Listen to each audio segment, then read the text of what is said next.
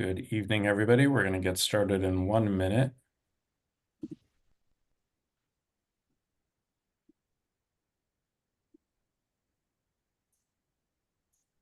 And Dan, just to check, can you, or Klaus, can you unmute yourselves, or do you need me to unmute you?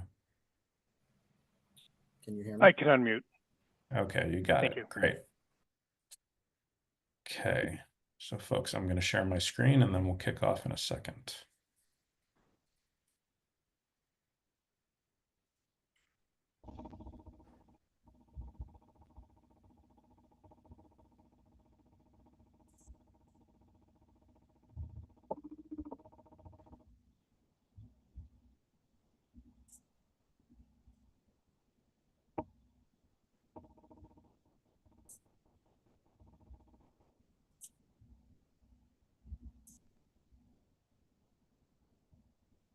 Okay, can folks see my screen?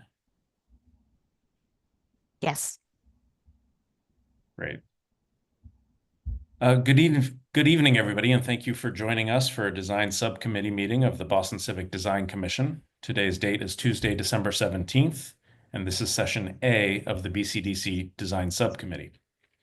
The Planning Department continues hosting public meetings in a virtual setting for the health, safety, and accessibility of Boston residents. My name is Seth Reisman, Deputy Director of Design Review at the City of Boston Planning Department. Before we proceed with the agenda, the open meeting law requires that I notify the public that this meeting is being recorded. Therefore, please be aware that the Commission staff is making an audio and video recording of this meeting. Please turn off your camera and microphone if you do not wish to be recorded. For the record, commissioners present include Commissioner Evans, Commissioner Love, Commissioner Ron, and Commissioner Solano.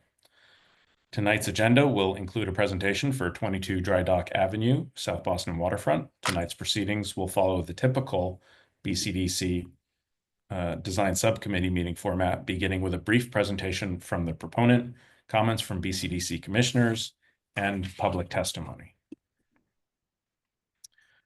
22 Drydock Ave, a proposed project here is seeking a notice of project change entitlement, and it contemplates the construction of a pedestrian bridge connecting the third floor of 22 Drydock Ave to the third floor of 6 Tide Street over the Northern Avenue right-of-way.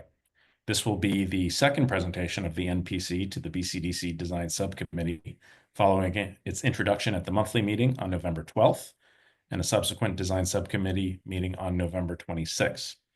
I understand that no commissioners present are recusing themselves. A reminder to proponent teams that presentations will be limited to 15 minutes. I will give you a halftime and 1 minute warning. And with that, I will stop sharing my screen and invite the proponent to start whenever ready.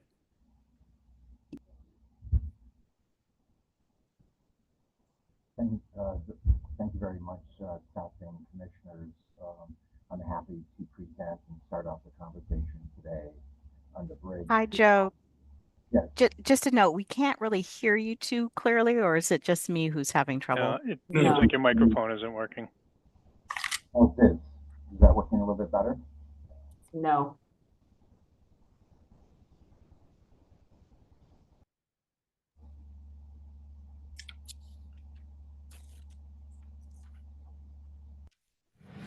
How's that? Yeah, much better. Much better. There's 4 options on there. Okay, thank you. Thank you, Seth and commissioners. Today, I'm happy to present the bridge and start the conversation today.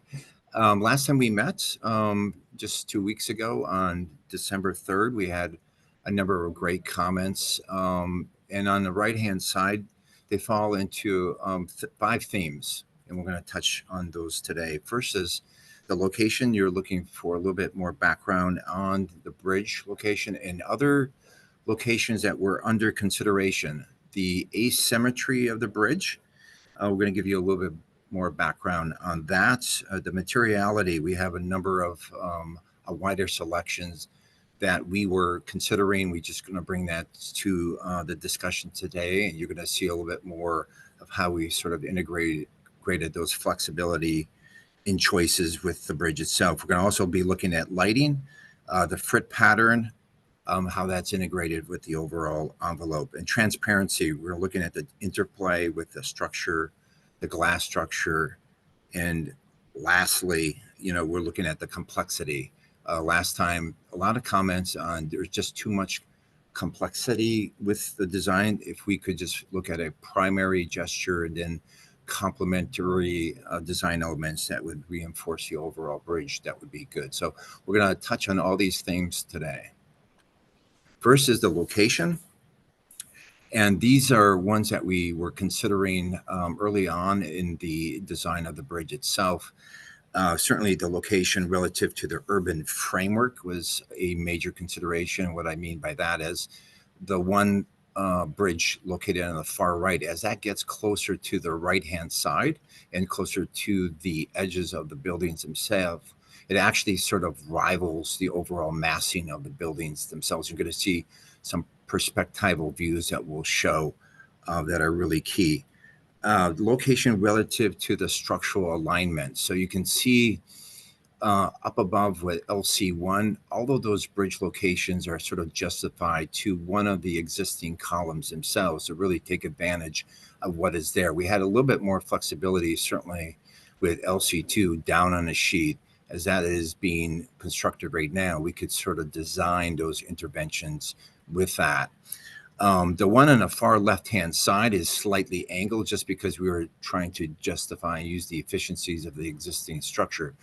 If we move that so it's perpendicular, which is what the other two are on the right-hand side, if we move that left one perpendicular, it moves a little bit more to the mid-span of LC1.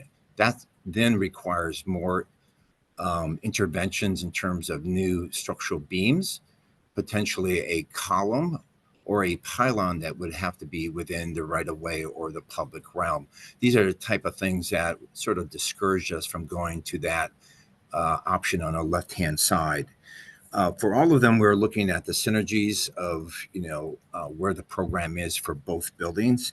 The one that is preferred actually hits more of the common spaces. The ones that are flanking actually disrupts existing labs and proposed labs that were in the lower building itself. The locations, just looking at a few of these things, this one, as it migrates to the corner, it becomes a primary expression of the overall building massing. This is something we're trying to avoid. There's actual one street light that's underneath that bridge location, and it connects into the glass facade. That is something that we're trying to avoid. Again, this being at the far end disrupts some of the existing lab conditions within the building and also the proposed building as well. Let's look at the other bridge location. This option here, once again, that was going into the glass of that facade. It was very close as well to the corner as it creates that civic space of ISQ 3 or LC2. It also sort of cuts out the view and the arrival sequence into the along Northern Ave into that arrival new space. And it also, disrupts a number of the existing labs in both, LC1 and the proposed LC2 building. Our preferred bridge location, that becomes more of a mid-block and allows for a gateway moment. It connects into the punch window facade a little bit better. It's sort of more disciplined in that location and respects the public and open space, and it frames it very well in a very successful way. It also connects better with the program elements of both of these buildings. Next are a few views. Just looking at this from Drydock and turning onto a Tide Street. The preferred scheme is on the left-hand side, upper left-hand side. You can see how it's pulled back. As it migrates to the corner, as shown in the lower left-hand side, becomes more primary and becomes rivaling the architecture and the massing of the buildings themselves. Next one, please. This is just looking along Tide Street. Once again, the preferred bridge location, upper left-hand corner, where it's pulled back a little bit, creates that iconic moment. Again, sort of respecting and not rivaling the architecture and the massing of the two buildings themselves. Next one, please. And this is looking at Northern Ave on the other end. The upper left-hand side, you can see that arrival moment and how that bridge itself sort of frames that arrival sequence nicely to the new entry to LC2 on the right-hand side. The other locations are just showing, it's a little bit closer in arrival on the right-hand side, and the lower left-hand side is that one farthest in view. With that, before I hand off to Kless, this is a really interesting view. We wanted to look at how that bridge sort of connects. This is the preferred location, how it connects into LC1 in the distance and LC2 on the right-hand side. And it becomes a really nice way of framing that civic space in the public realm that occurs along Northern Avenue Street. With that, I will hand off to Kless to get into the asymmetry of the design. Thanks, Joe. I think you should mute probably since I'm right behind you. Yeah, thanks. Moving on to the next topic of asymmetry that we laid out at the beginning, we wanted to sort of lay out exactly why we went for this asymmetrical design. On this slide, you can see our first point, which is that we very much felt that the asymmetrical design was really a reflection of the way the two buildings interacted with each other in the public realm. We felt that the asymmetrical design sort of mimicked the mass and scale of each building and was a good sort of connector between both of them with that, that offset of that center point. That, from an aesthetic standpoint, that was very important to us. But then as we started getting into the design a little farther, we really found that this asymmetry was very helpful in the actual design and engineering of the bridge. And by that, I mean, the new building on the left obviously is not constructed, which gives us the possibility to, add or assign most of the structure to that building, which is important because if you're able to do that, we're able to minimize the impact on LC1, which is really important because we want to really leave that building as is and not have an effect on the exterior look of that building. So the asymmetrical truss really allowed us to sort of structure the majority of the bridge off of the new building and really not affect the old building. And then finally, and this is somewhat minor, but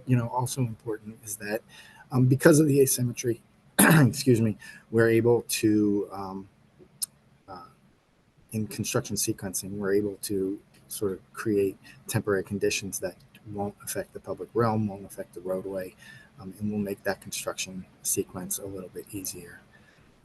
These diagrams dive into that just a little bit more. You can see again on the left, where in that center we're landing in a roadway, so you can see that would sort of affect construction. What would happen? We tested some different ideas in LC1 about how to reinforce that structure if the load was symmetrical, half and half. And I think at minimum we would have to increase the size of the columns in the arcade. But probably it would also affect some of the structures on the inside of the building and the line of the spandrel panel glass connection. So that was sort of important as well.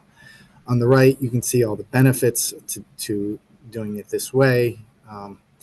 And something else that I haven't added, that we also felt that it was a little strange that with a sloped underside, the symmetry didn't seem to, and this sort of gets back to, I think, one of the things that Bill Ron was saying in the previous meeting is like, how is the symmetry playing and simplifying the other elements? Well, we felt like a sloped underside really wasn't congruous with the symmetrical design.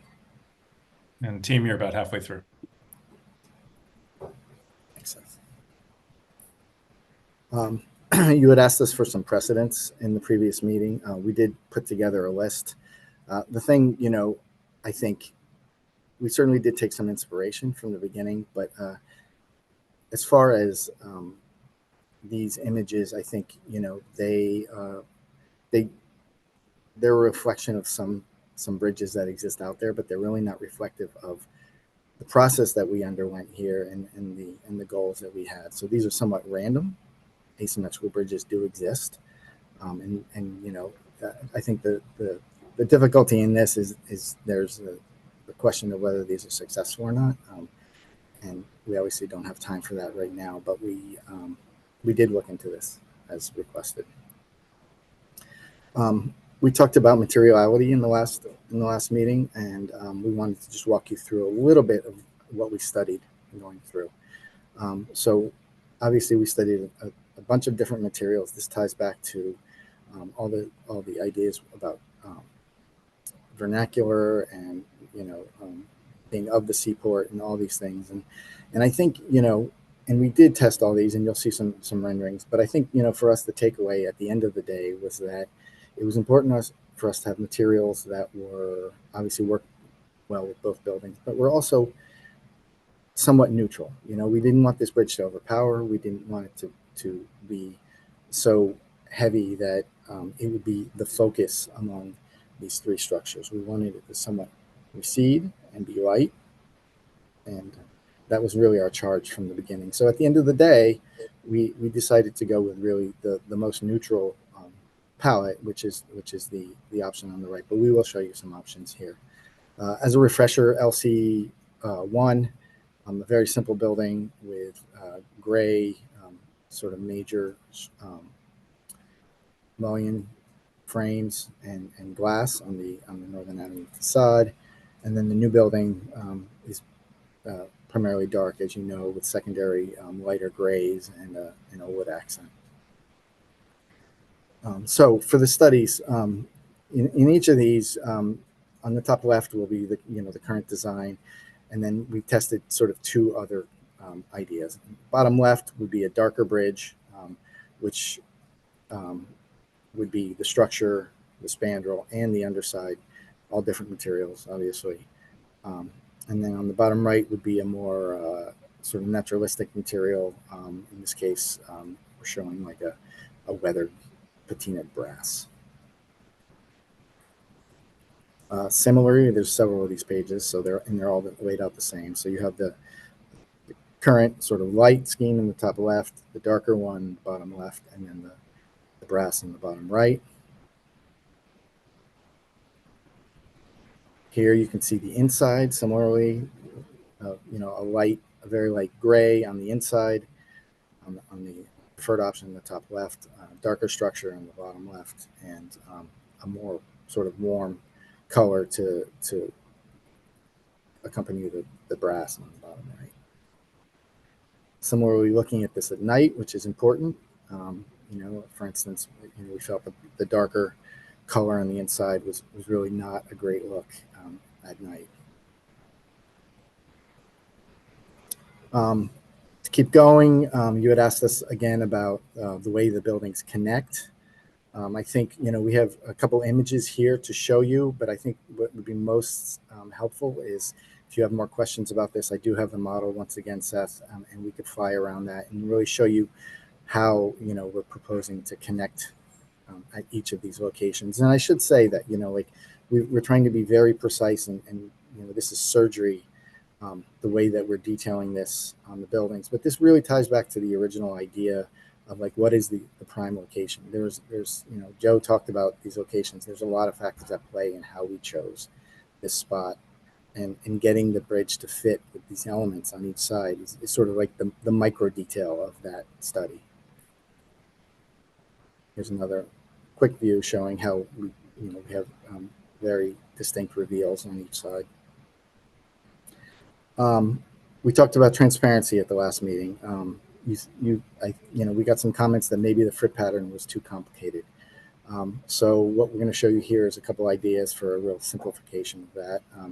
So top left is the current proposal, which, as you know, was sort of based on this wave graphic. But what would happen if we just simplified the frit pattern so that it, the real structure and the shape of the bridge really comes forward, and this is really tertiary. So here are a couple of views of what that might look like. We continue to wrap that pattern on the underside because we think that that tooth on the underside is going to be important in really creating a surface that is works really well with like the public realm. We don't want it to be super reflective. We don't want it to be distracting to drivers going by. So we had always contemplated this pattern on the underside, which would be an embossing of the metal. So we've continued that in both the circle and dash pattern, as you'll see in the bottom left and right. And of course, the original wave pattern also continued to was a full wrapper of the bridge. And Klaus, you got 2 minutes. All right, on the inside, go quickly now. This was our study of the glass, picking the clearest glass. And then finally, I think to the underside, I think it was, you had asked us to look at the complexity here and how we were forming that. So obviously, starting at the bottom left here, we had a very simple plane, which was, of course, where we started. And then we had this structure and it was folded. So of course, or we had the V structure, and then so we came up with this folded plane idea to sort of mimic that structure, right? And then we pulled down the center to create a little more movement and interest in the underside, and sort of a mix between the folded structure and the simple plane. And then finally, we panelized it, which is really what you're seeing here. I think it's important to know that the third and fourth options are essentially the same geometry, just panelized for. And here are views of each of those. Again, I can go through the model and I have all these questions. Here are more views of the underside. And then finally, lighting options. And I think this is, just quickly, you had asked us about this. We had our proposal, which was to light the spandrel panel, which was really the main exterior accent. But you had asked us for what else we did. Sorry, this is our study of the exterior lighting on the street and how the bridge would interplay with that. We had looked at a second option, which lit the edge and the underside. The problem with this was, of course, that the lights were now outside of the bridge, which is a bit more difficult from a maintenance standpoint, and it's also has the potential to have sort of an exposed luminaire that you could see from the street as you're driving down, which was less preferable. And of course, the spotlights really, we tested this, but of course, this was not a great option just because of the lack of control of the light source. And that's it. Hopefully, I'm on time, Seth. Thank you. Thank you, Klaus. Sorry, I was just going to say I have the model if you like it. Yeah. All right, Bill, you have your hand raised. Go ahead. Actually, possible you're going to show us the three-dimensional views of this, or not? I can. Here, I have the model open here. Shall we do that first, Mimi, and then I Sure. have some comment? So these are photos of the model. Yeah, this is the live model, and I'm not going to say I have every single iteration or option able to turn on and off, but I have most of them. So if there's something in particular you'd like to see versus something else, I mean, probably do that. this looks like your basic scheme. Is it? Correct. Yep. This is the important one to look at. And I think it's also important to show some of the options, class. Let's. okay. Yeah, we can certainly do that. And so, yeah, just a fly around of that, and then I think perhaps the shape is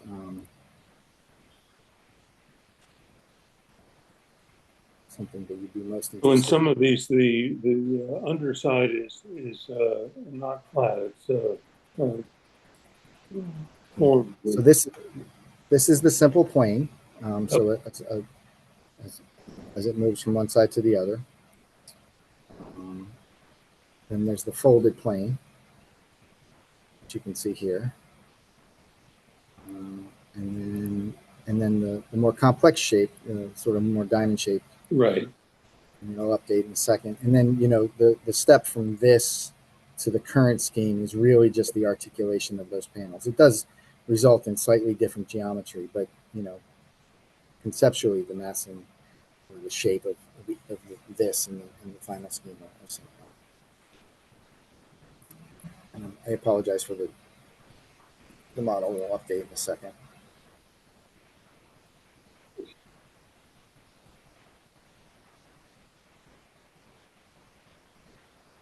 I can also show you color options if you'd like to see that.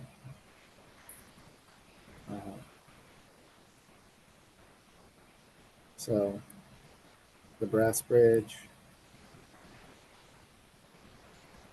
the dark bridge. And this happens to be dark with the light structure. We could turn the light structure off, turn the dark structure on.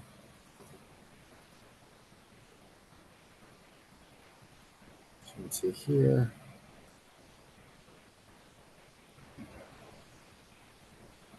And then I also have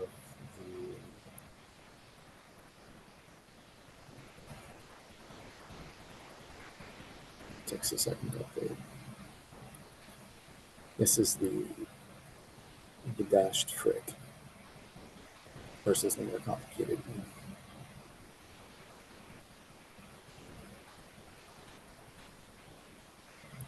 The dark structure still.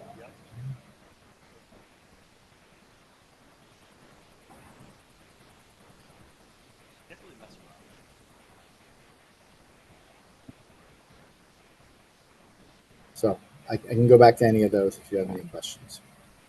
I wonder, Bill, if it makes sense to tackle the 5 topics that they outlined, location, the asymmetrical condition, materiality, complexity. I'm missing one of them. I don't know if it's the frit was one of them, but Transparency. it feels like there's a lot of options, and I'm trying to figure out, is there maybe if we could start with at least location, that might be a helpful topic, and then, asymmetry and materiality. Unless you feel very confident that you know which choices you prefer and you want to voice them. Just there's so many options. I'm trying to figure out how do we have a productive conversation here. Well, I have a basic question, which is, does the proponent have a preferred option? Not, we understand their option in terms of location, but in terms of the bridge itself. I don't think I heard that expressed. Maybe I missed it. I think it always had a blue outline, and they were mostly in the left-hand images, if I was reading your proposal correctly. Yeah, I mean, the way we had it was the outline was the blue Okay. frame. That Okay. was, but it was where we were starting from that point. Class, you might want to mute. Yeah, I wasn't sure I'm if sorry. that was from last time or what you prefer now. But we're also demonstrating that we have flexibility in our choices, so that's why we're showing those other options. I think the only one that was maybe a challenging one was the lighting, but certainly when we're looking at materiality and we're looking at the frit pattern, we're open to the suggestion of, keeping it a little bit simpler, looking for warmer materials. This is what we're trying to demonstrate, that we're listening to, some of the comments that we're hearing from last time, and thinking that these are actually good suggestions that reinforce once again the basic theme, the primary move of the structure and the building or the bridge itself. So we can go back to any one of those things if there's a benefit of just referring to them.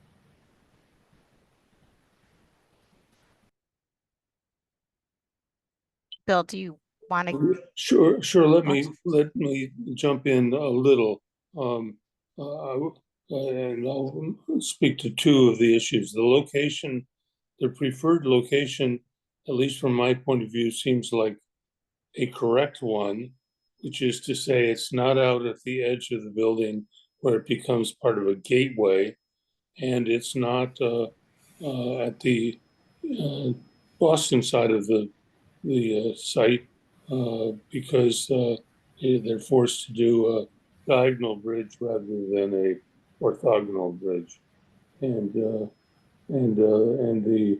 drawing that shows um, the open space framed by the preferred location actually struck me as a rather nice view of the project.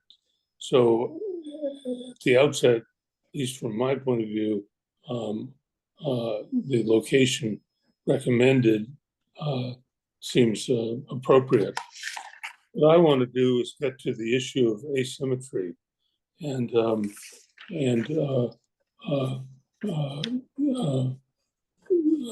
the which is about the basic design of the bridge, and not in detail, but really the asymmetry.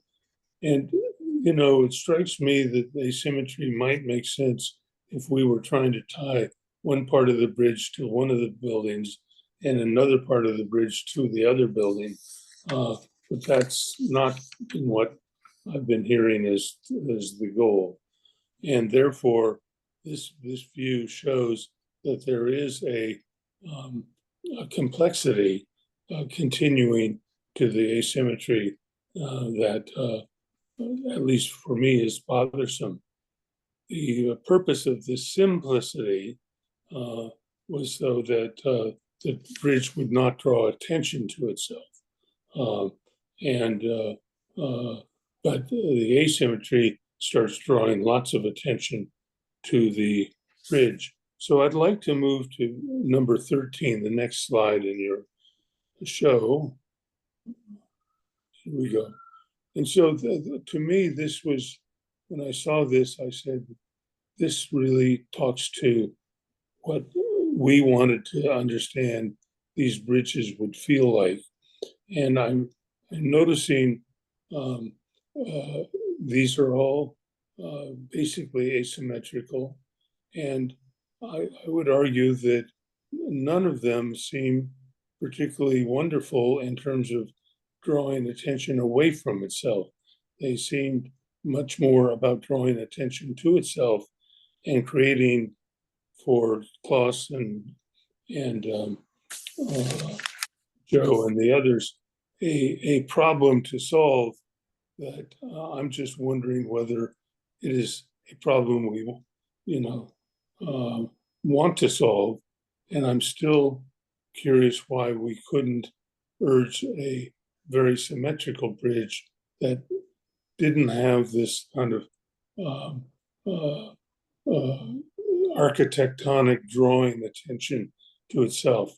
And I realize none of these were done by the petitioners, but it really, to me, showed a fundamental problem with the asymmetry. Now, I realize that said, then we have to talk about the constructability, and we can get to that in a minute. But I, for one, have found the asymmetry gets in the way of a kind of a modesty and a downplaying of attention because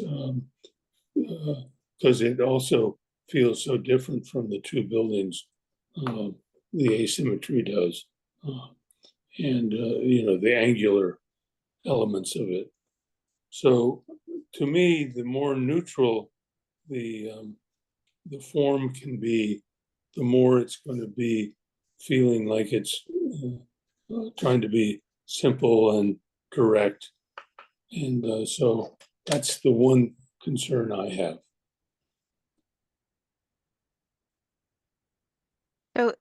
So Bill, I think that makes a lot of sense to me, what you're saying. However, I am really, I think the one thing that Klaus said that really resonated with me was this idea that the mass of the buildings really tie into the form of the bridge, and they mimic, the volume of each mass is really represented in the asymmetry of the bridge. I don't know. I thought that was a compelling argument, as well as the notion that from a constructability perspective, LC2 could handle the load. LC1 will have to have columns at the base. That really kind of concerns me, just to have a symmetrical bridge. And I'm just curious if what's wrong with the precedent images that you show is none of them have the lightness of the roof. All of them are real statements. They have a solid roof in terms of, if we go to slide 13, and that's what I feel like, I know you probably didn't find the perfect image you wanted to include, but if you look at all of these, they have a heavy roof, which is the opposite of what you all are trying to do with that lightness. And I just wonder if that plays into it compositionally. I mean, I feel like it does, but Yeah, I might agree with that, that these precedents aren't doing a great job of reflecting the spirit of the design you're trying to go for. I guess I respect the conversation about the nuance between it being centered and biased to one edge. I kind of go back to something that was said maybe a month ago, is that we're asking for both something that feels simple but also feels complex and is a statement. And I think again, you're gonna get 7 different opinions tonight. I mean, I think the overall compositional, the sort of lightness of the materiality and the treatment of the roof, I think, I think is a nice balance and foil to the asymmetry here. So I'm not I appreciate it. And I think the sort of rigor and sort of explaining here why it is what it is, I think I sort of buy that logic as well. So I'm kind of pleased with where this is going, and yeah, and I guess as you look at some of the slides on the finishes, I mean, I think maybe to Laura's point, I would urge you to express to us a preference, and I mean, I think certainly we've asked you to study a lot, and I appreciate the depth of the work here, but yeah, I guess I want to just maybe know a little more of where you're leaning there, and yeah, just to what extent that can be something that is part of telling the story of this thing as a overall kind of cohesive composition that has an agenda about being light and bold at the same time. For me, the asymmetry, everything that you presented is, I agree with. Where I think the difficulties are is how the asymmetry is expressed on the underside. So for me, a robust discussion on that, of what you prefer and why you prefer it, would be helpful. And by the way, I so appreciate you all have done a tremendous amount of work in the last couple weeks. I'm not sure you had Thanksgiving. So thank you for that. Well, I won't comment on that, but I will try to attempt to answer your questions. I'm gonna agree with all of you on the precedents. We don't like those precedents. I really, honestly, I didn't want to show them. They aren't reflective of the kind of thing we're trying to do, and they're not reflective of the process that we're going through or the location. So they really miss the mark, and I think I sort of hate that we spent so much time even thinking about them at this point. But I think on the question of preference, I think that's really it's a really good question, and I hope what I'm going to say, and Joe sort of agrees with me. But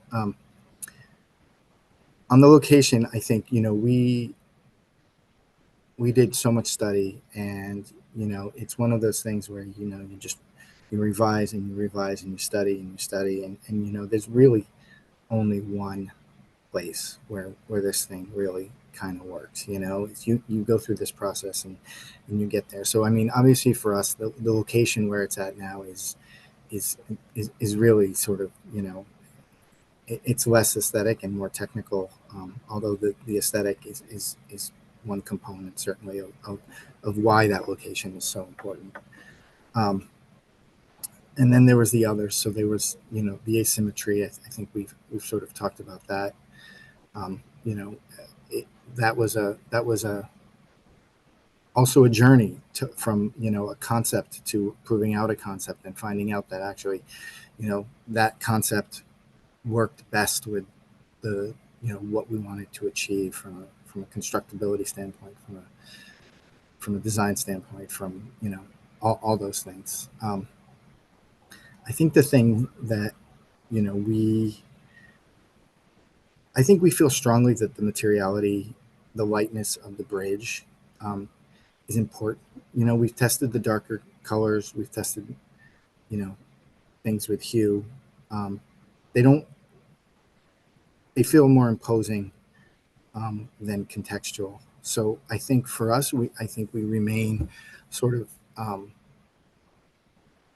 we continue to think that sort of the least amount, the more neutral colors, right, and of both the underside and whatever framing there is, makes the most sense. But I definitely want to hear from the committee on that, because that's kind of a tough one, and it's very subjective, of course. But Can you the other go to ones, slide 14 so we just follow along with your preferences? Oh, yeah. So wait, I'm sorry. I'm seeing the draft. The draft has the renderings. But I just want to make sure we're all seeing what yeah, you're yeah, preferring. please, yeah. So yeah, these are the materials that I was talking about, and we went through the studies that you saw for the colors. But again, I think that sort of light Hey, touch. Class, can we go to the perspectives? Yeah, I think it's now like 3 slides further down. Oh, I see what you're saying. I'm sorry. Yep. This is, yes. Yeah. So you just to make sure it's in the upper left-hand corner is your Yeah. Yeah. preference. Current preference is always the upper left in these slides. Yeah. Yeah. So yeah, and the brass is a really interesting material. We of course want to pick something that's very for the marine environment. It's going to stand up. It's going to last. It's not going to patina in a weird way.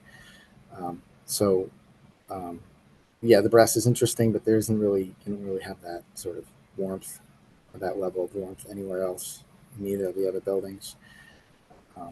So yeah, that was sort of our preference on that. On the sort of the connection to the building, this is another. This almost ties back to the subject of location, right? Because I was just talking about the macro, but this is the micro, how we sort of surgically make this building, this bridge, and the buildings sort of connect in a very deliberate and beautiful way, frankly. So it's not looking forced, but we also don't want to like overdo that connection either and make it cartoonish. These buildings are both very contemporary, so we want that connection to be precise and not it's not overdone. And by that I mean like there's not some big sort of framed opening that accepts this bridge. And I think we did the studies of the frit. I think honestly, this is maybe the one that we're most on the fence about of all of them. I think we'd honestly be, we were very excited about this idea of sort of imparting this vernacularism, this narrative from the seaport onto this tertiary element of the bridge. But I think given your comments, I think which were really good. I think there might be a feeling that it's maybe a step too far with that pattern. So maybe the simpler pattern is really the way to go. And I think maybe that's the one we're most on the fence about, and definitely again would love comments on. And then the underside. I think if I go to like this image here, I'm sort of also on the fence between 4 and 3. I did mention that they're really just about the same geometries, but they're not exactly. It's more about how you break up the pieces and create those panels. Just a minor note on this one, you're not seeing that pattern on the 3, so would affect it a little bit, but maybe not too much. I mean, maybe the one big difference is that in number 4, there's like a 12-inch flat channel between the two buildings, that continuous line, which is like a foot wide. And then on number 3, it's sort of the two triangles there. I mean, that you could touch the buildings. I mean, Kless and I have had many discussions. Kless, you might mute for a second. The two lower ones are certainly too ordinary, but we looked at that, right? And what's interesting is option 3, where it seems to simplify the shapes a little bit. It doesn't have so many of the material folds that adds to that visual complexity on the left-hand side. And what I like, what's happening on 3 just simplifies that, but at the same time is true to the design. And what I mean by that, it acknowledges that inflection point that's happening with the structure. So you have, you want to have these surfaces. Our intent was always have these surfaces having a dialogue with one another, not just disparate parts put together. That, which the, options 2 and 1 at below could be an ordinary bridge anywhere else, right? For any other type of bridge. And so, we're gravitating, certainly 4 has always been, this is where we are, but certainly we're trying to demonstrate a flexibility, and in 3 shows how that could be a very interesting thing, yet being true to some of the commentary, which is how can you simplify this and yet make a stronger statement? Yeah, just jumping on that point, I would probably agree with being kind of drawn to 3 there, and I think yes, it is simpler, but I guess the sort of larger point for me is that it is just sort of reinforcing on a singular story. And so it is, to your point, less disparate things. I'm doing this here, I'm doing that there, I'm doing that there. But like, what's the story? How can I just, streamline and simplify the design intent? And so I think to that end, it shows a sort of confidence in that, as opposed to just having another thing, right? That looks pretty. So I think I shouldn't say it looks pretty, but but that's just an add-on. So yeah, to that end, the more things can be sort of focused and reinforcing one story, I think the better.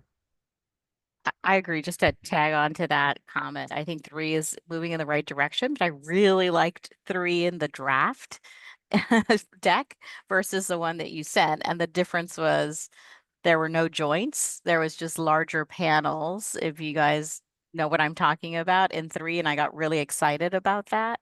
And it's not to say that you have to eliminate the joints, but the joints are all even in this rendering. You could emphasize the larger, angular joints over the, the ones that come together We could parallel, certainly could be super tight joints could and minimize those. sorry, what I'm hearing, and I agree with you, is a hierarchy in those joints that would give a sophisticated kind of complexity. But I don't want to go with that. We're trying to simplify things, but yet you want a hierarchy. Once you get to this kind of detail, a little bit closer, something you're not going to see 100 feet, 200 feet from the bridge, but as you get closer, they become distinctive at that point. For me, when you introduce complexity, there has to be a good reason for it. And on 4, I don't see that it adds a lot to the expression of this. And the cleanness of 3 is just a moment, appealing, I think, to me, and would be appealing from underneath as well. Yeah. Since we're talking about it, the pattern.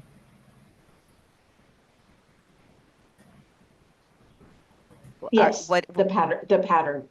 Yes, what's a little odd to me on number 4 is that the joints seem so much lighter than the joints on 3. I don't know if it's something for rendering or it's something structural, but you know, even a lightness in those joints would be an improvement of 3. Yeah, I think, you know, it sort of goes to the level of modeling that I've done. The one obviously on the top right was done much quicker than the one on the top left. Yep.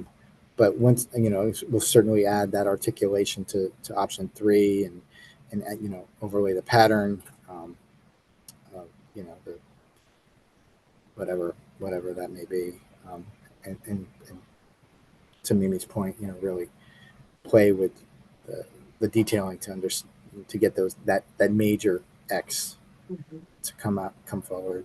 Could even be a piece that actually comes down rather than being recessed or something, but we can look at that.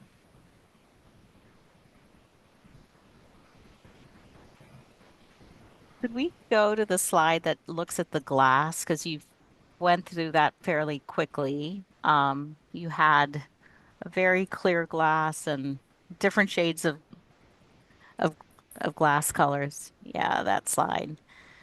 So out of So curiosity, A seems the most clear and, you know, almost like a starfire, and C seems the darkest.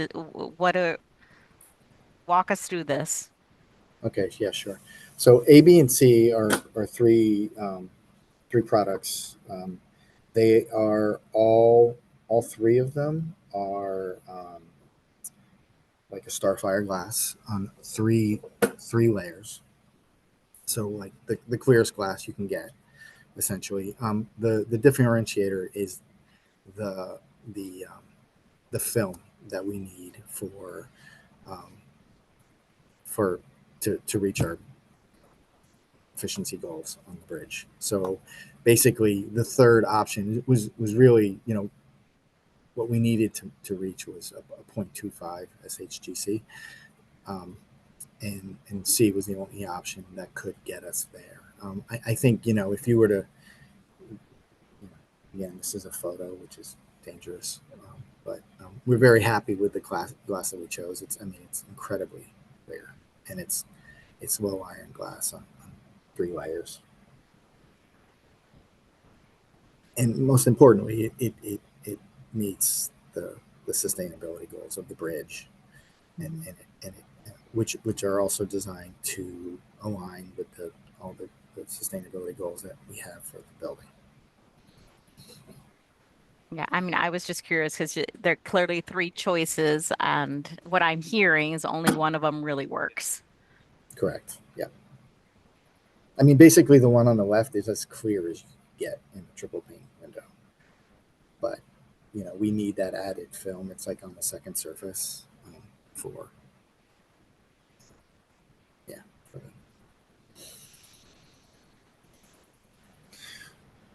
The other option to consider is going with B, but it would be a heavy frit pattern on it. Got it. That would then fight with the overall design. So, in my understanding, if you from left to right, you would have to have a more intense frit with A versus C just because of the performance of the glass. Got it. Okay, that's helpful to hear. we could not get there with frit. I mean, It'd be too solid or something. Yeah. All right. And then the other question I have in terms of materials, if you go to this, it's still hard for me to understand what's the materials on LC2 versus LC1. Is there a slide that shows it clearly and what you're proposing in terms of the bridge?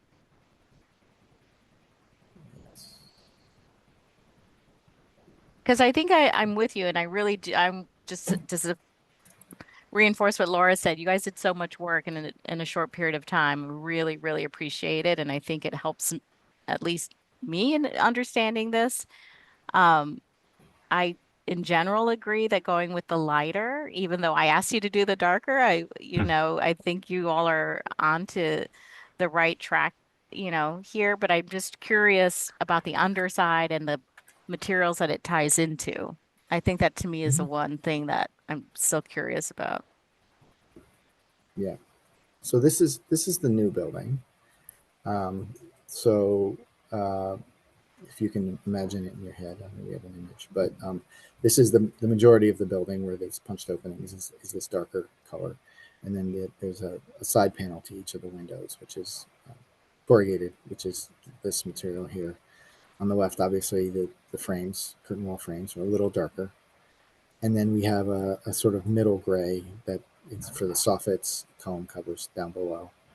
You know, we went through a lot of work on the materials for this whole separate project, obviously. But I think, you know, this building and the other one both have this sort of,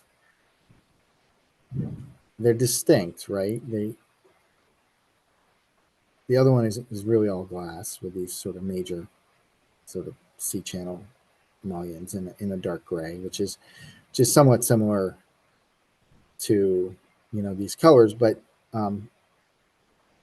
we looked at, you know, what if we make the underside, say, you know, like a more medium gray than to match, you know, the exterior materials or whatever. But like really this the new building is much darker than the other one. So it's all about, like, you know, like where do you put the needle?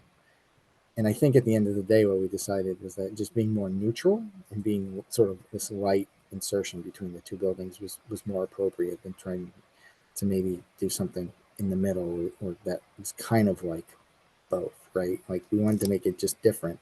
And really, the metal on the bridge is very secondary to the overall expression, which is translucency in glass, and, you know, and seeing that structure inside. I think that the question of the structure inside and the color of that is also interesting. You know, there are certain points of view where you look at it and you in the dark really sort of makes a lot of sense.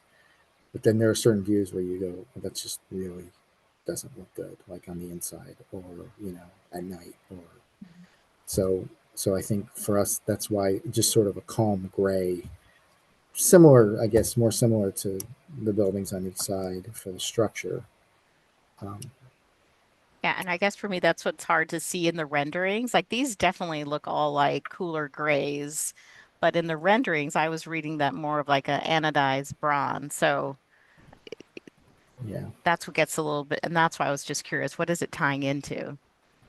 Yeah. That was helpful.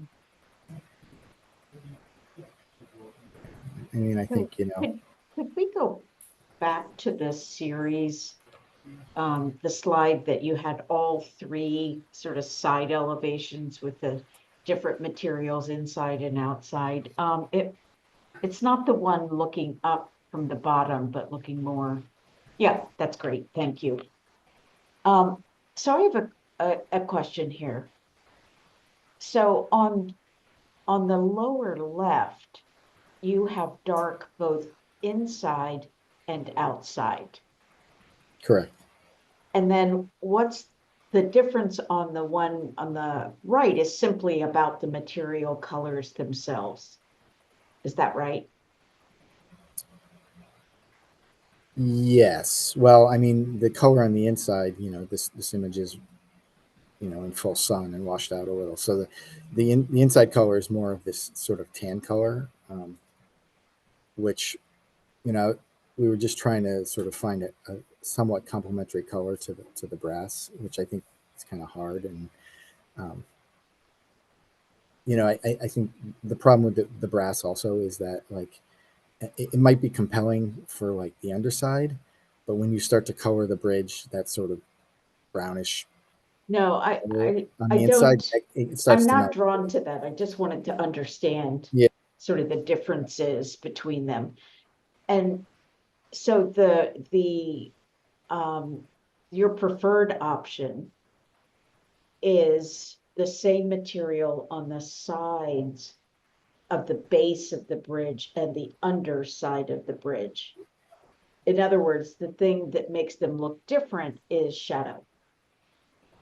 Correct. Yeah. Okay. Yeah. Yeah. And there's really there's three pieces here. There's the underside, which is the metal we talked about. Mhm. There are the gutters, which would be of the exact same metal. Mhm. And then there's a spandrel, sort of behind glass, which would be a custom painted color that Mhm. would complement both the structure and the underside. And then there's the color of the structure. Mhm. Okay, I just needed a clarification. Yeah. Thank you. So really, I mean, conceptually, the underside doesn't really go up except for like the 6 inches of gutter.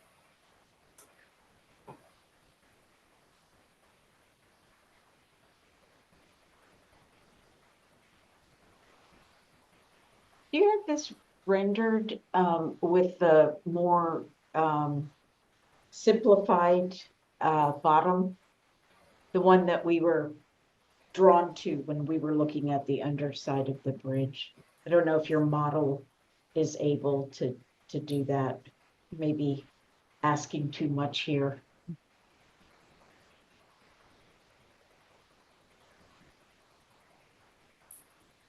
See, I The only thing wasn't. about this, it doesn't have the embossed pattern on it, but yeah. But is it rendered as a different material? Yeah, it's. It just takes a second to update. I apologize. Oh, I see. It's the software. It'll come in a second. I'm gonna try to move around, coax it in.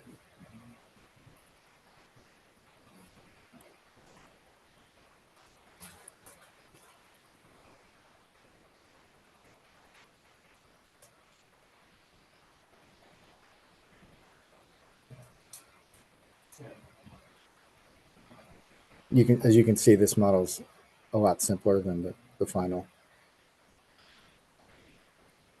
So you're not getting, the mullions and the Yeah. fret on the glass and all Yeah. that. So it's just intended for the mass Mhm. shape, and it's refusing to update. Mhm. Apologize.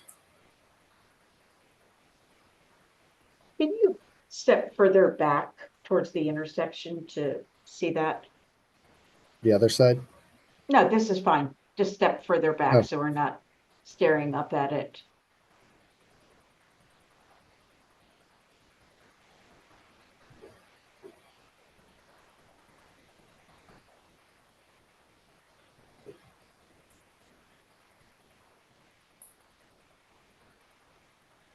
That's perfect. Thank you. I think from here, you can get the sort of that big idea that there is this continuous line between the two buildings, but then you're also getting the V, and that's the real intention of the way we shape the underside, either in this one or the other one.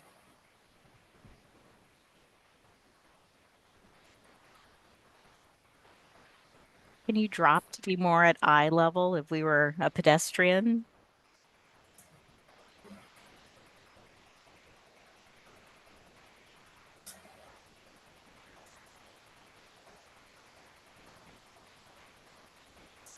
You want to go closer? Mm-hmm. No, it's good.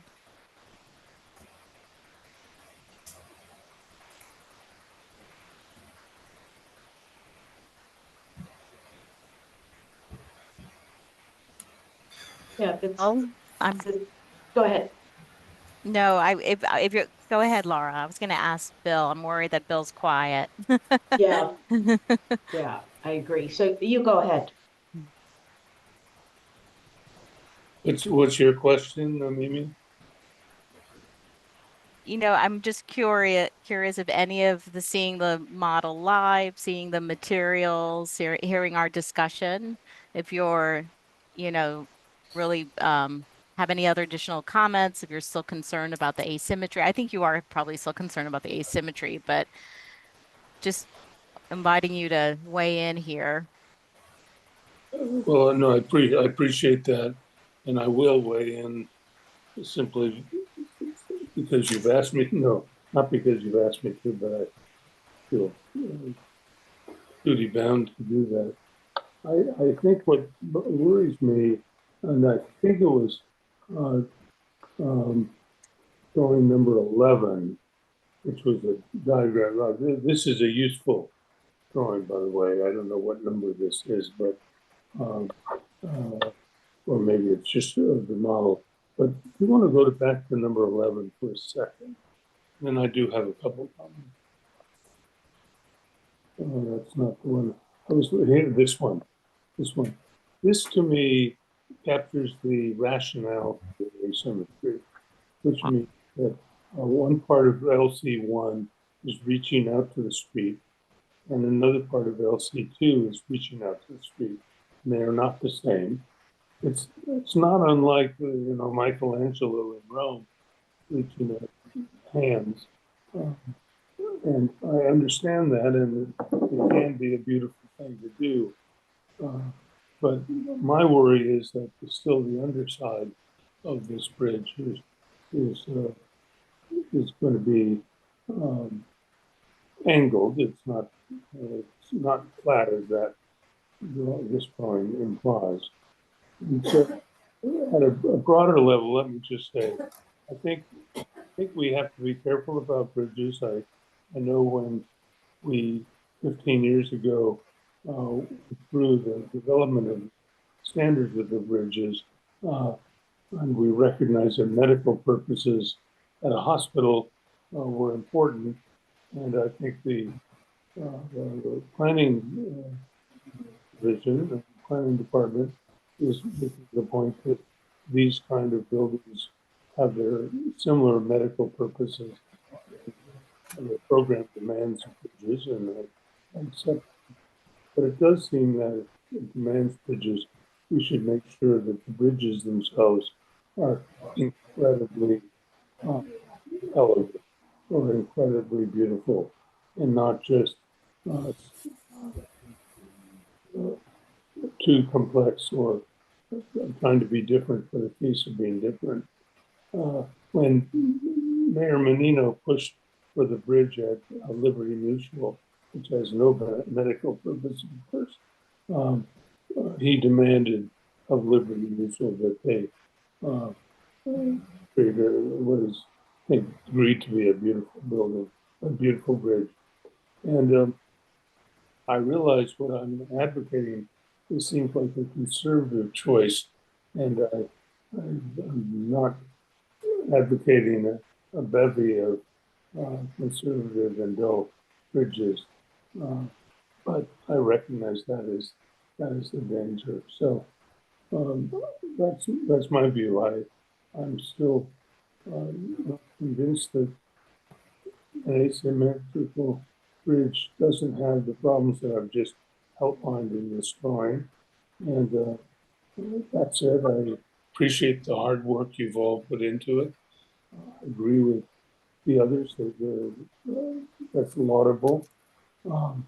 And I do appreciate your showing the precedents, because I think they tell us something, even though we all agree we don't like them. So I would only ask that, because this will undoubtedly come up at the next meeting of the full commission, that those precedents are shown still once again, just so that people do see them.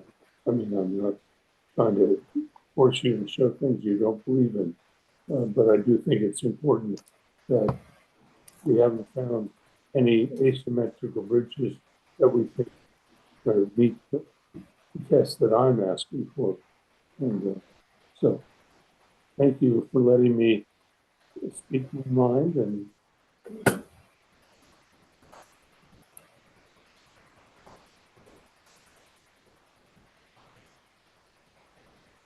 Are there any other commissioner comments at this time, or should I see if there's any public testimony?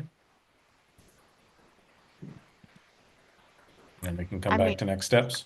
Yeah, I think we can come back to next steps. I'm just worried, I think I'm thinking that their preferred direction with simplifying, the underside is, similar to 3 and focusing on the simplicity of that pattern, and is starting to be the right thing. I think, you know, maybe the frit doesn't have to go on the underside and stays on the glass. I think it's moving in the right direction, but we haven't gotten to talk about lighting. And should we just talk about the lighting before we go to public comment? Please.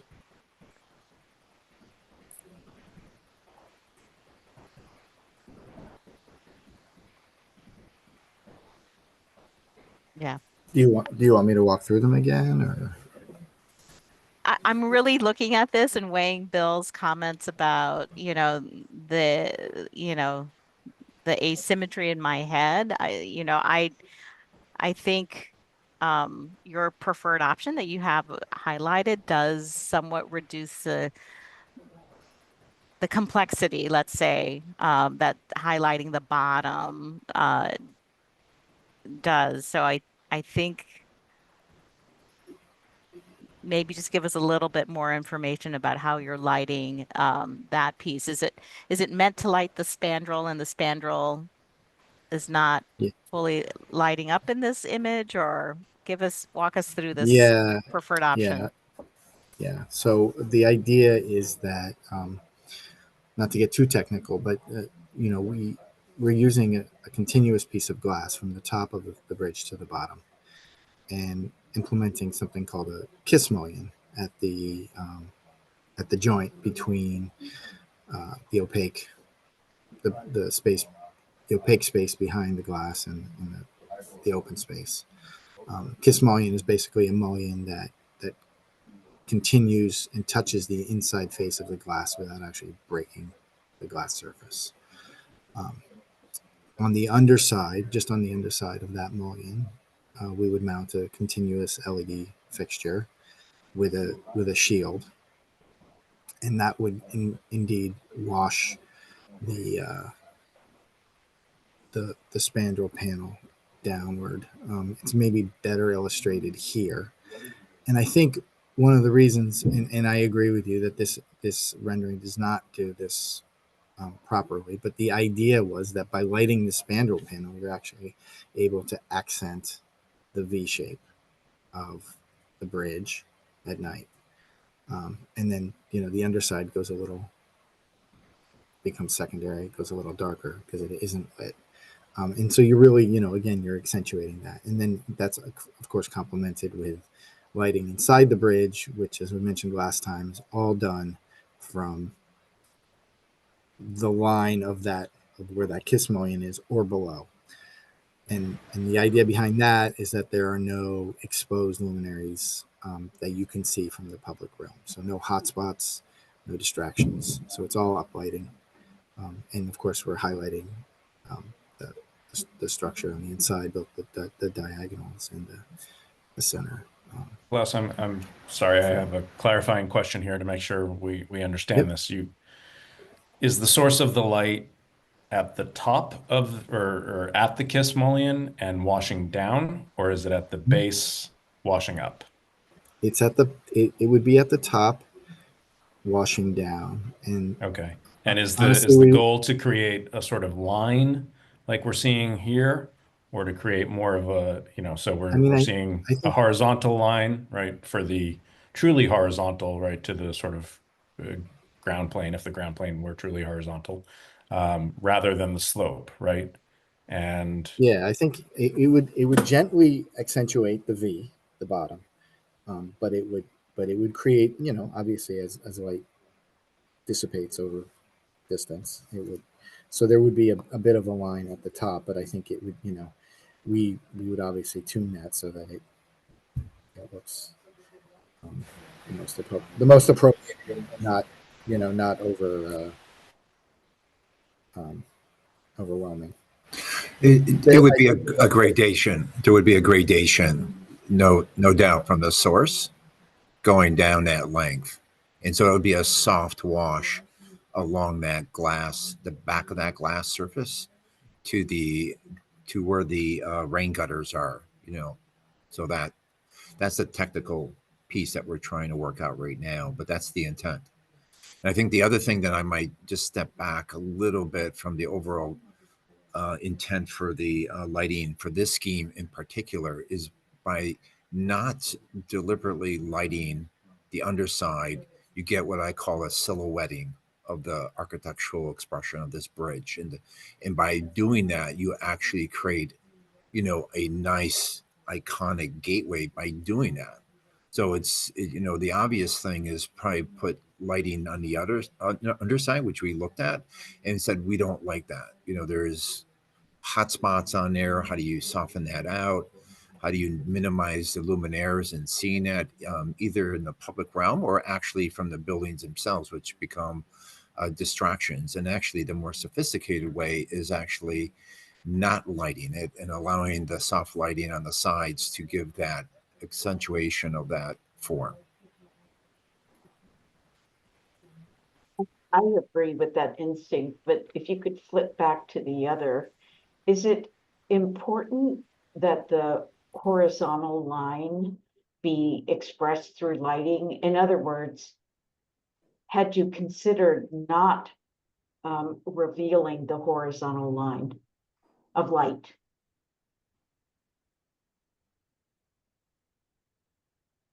I think it will be veiled, but understanding that we have a discrete amount of space between the face of the glass and the back of the spandrel pan there, but that's certainly a detail that we're working on very carefully, just to make sure that the light is appropriate, and we've also chosen light fixtures that are very tunable, so dimmable and both intensity and color temperature. And just to be super clear, there's no additional lighting in the ceiling plane. This is up lighting that's giving you enough light to light the space. Correct. So that, yeah. There are no lights above the kiss line. There's actual lights in the bridge low. Could you see that view, the interior view lit? I think you had that. Yeah. I do, yeah. I have it somewhere. So we have lights in the base of the enclosures here that would wash the floor, and then we have up lights from the top of the radiator that would illuminate the diagonals and the major structure. And all of this, all very tunable.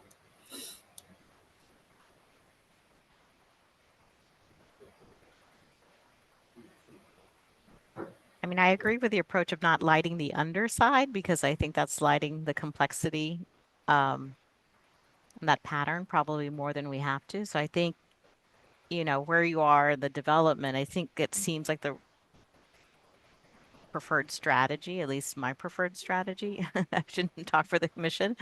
I think, understand that you're haven't resolved every single detail because of where you are in the process.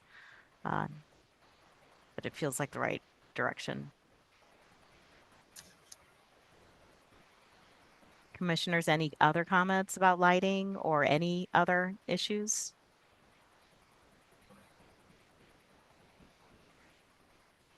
All right, Seth, I think you can take that as a cue to get to public comments. Okay, Klaus, if you could stop sharing your screen, please. Sorry. Thank you.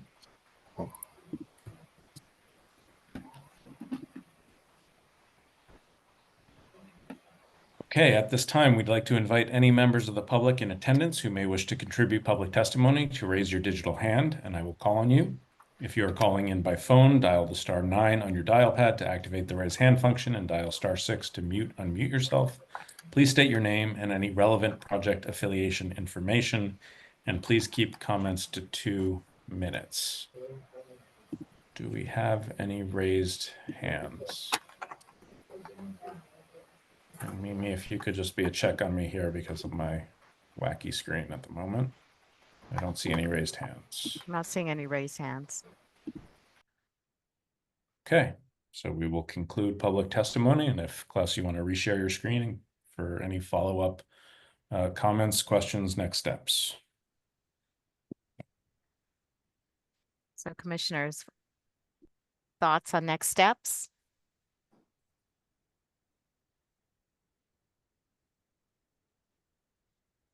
I think they've done quite a remarkable amount of work. I think it's probably warrants a discussion back at full committee for discussion there.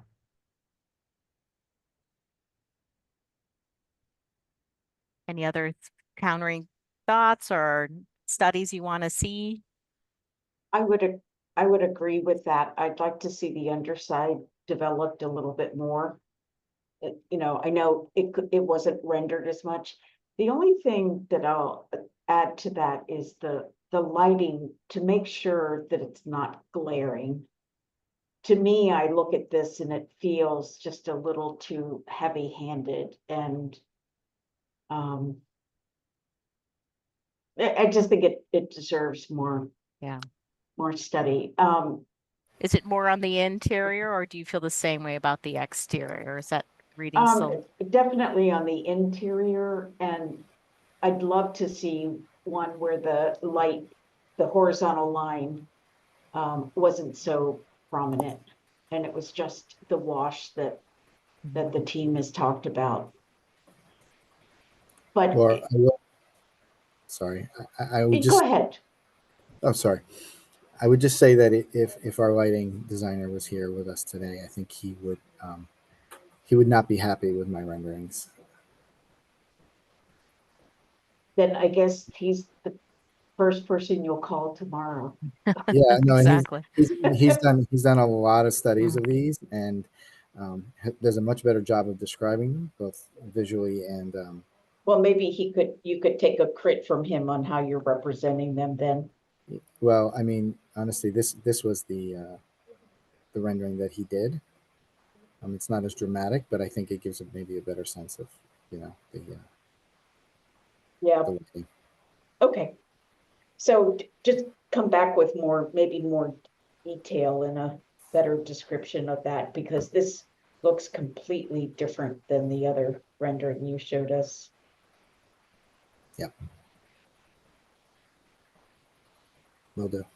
When you were walking through the model and you were heading on Northern Avenue towards Tide Street, and you were further distance away and you got a little bit closer, I just wonder if some stills, at a further distance, and then as you approach, might be helpful just to see for at full commission to get a sense of the,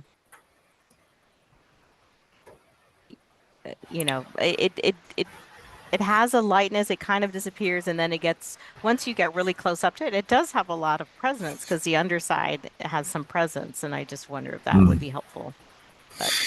And I would add that we should probably take views to the right-hand side when we're in a civic space. If you move the camera to the right a little bit, it's very dynamic.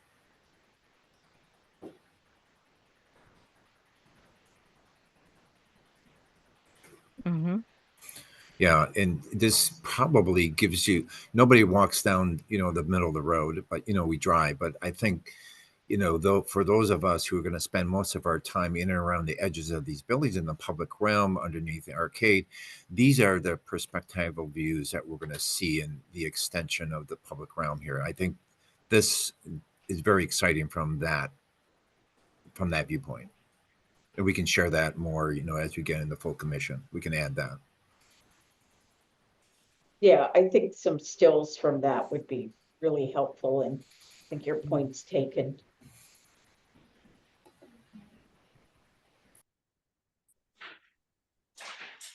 Bill, are you in agreement that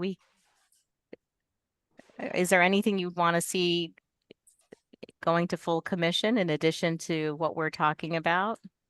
Any other studies? Is that a question to me? Yes. Oh, no.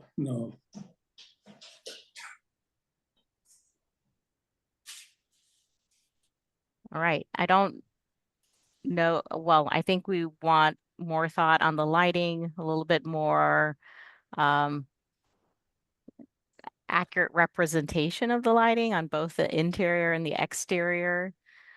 I think we're all leaning towards the underside of 3, if I read the group correctly. Agree with you on your material selection. It's based on understanding the materials of LC1 and LC2 better. I don't know that we came to any conclusions about FRIT, but it seems that the narrative is to go simpler. And so, commissioners, we didn't talk about the FRIT. It felt to me that it was unnecessary to wrap the FRIT on the underside at a minimum. And the pattern itself, I think that could be, a simpler pattern that could be further developed with the planning, department's purview. That makes sense to me. I agree. Okay, so hearing no additional comments at this time, and in lieu of a formal vote, it is my understanding that the proposed project is recommended for final consideration at full commission with requests for the proponent to work on the items specified. And we look forward to seeing that at a upcoming full commission. Thank you very much. Okay. Thank you. We really Thank you very appreciate it. much. Yeah, All right. Yeah. Thank you. great work. Thank you, team and commissioners. As this is the only item on the agenda for the evening, I believe we're done unless anybody has any final remarks. What will I do with all this extra time? Let me just say, I don't know how to say this, but maybe, I'm in favor of it going to full commission. I still will speak to the question of the symmetry, asymmetry question at that meeting. Yeah, I mean, Is that okay to say? I think transparency to this group, is probably helpful so that they could think about that and be a little bit more thoughtful if it comes up. So, and I think that, this is a hard one. I don't expect for all of us to be in complete Right. agreement, and that's okay. It's okay. And that's why we need to take it to the full commission to see, Yes. to get other opinions. Yes. Okay. Well, All thank right. you, everybody. You have the distinction of helping to conclude BCDC's deliberations for 2024. And with that, thank you, team, but thank you, commissioners, for all your time and energy tonight, and of course, the entire year. And we look forward to seeing you in the new year. And of course, with our enhanced stats and metrics that we've been using over the last year, we look forward to also bringing to you in the coming year sort of an analysis of how 2024 was and the projects processed and reviewed and improved over 2023 as we look forward, and as we look forward also to Article 80 modernization. So thank you very much, and I hope everybody has a wonderful holiday and a wonderful new year. But let us also thank you, Seth, and Christine and others who've brought a lot of powerful background material for us in a way that is exceedingly helpful. Yes, I couldn't agree more. Thank you, Seth and Christina. I can't wait to see our BCDC wrap. I hope it's similar to a Spotify wrap with graphics and everything. We're working on it. All Okay. right. Thank Good you, night, everybody. Thanks, everyone. All right. Have a good night. Good night. Bye-bye.